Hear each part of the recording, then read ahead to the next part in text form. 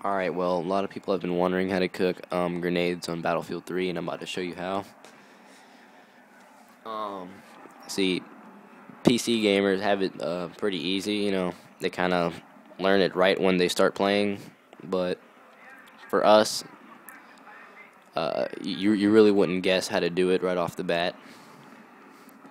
Kind of, yeah, alright, so here's the controls to do it. Here. You have to,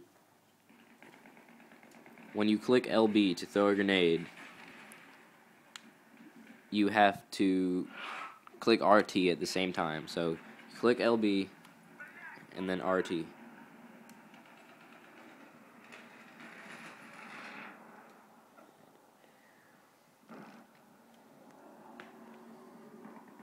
Hold on, there was a tank. Hold on, I'll show you when I spawn.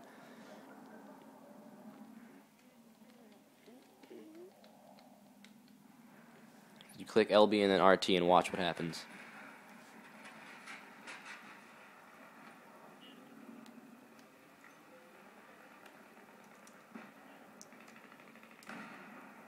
And yeah, that's all I had to show. So thanks for watching and subscribe. Bye.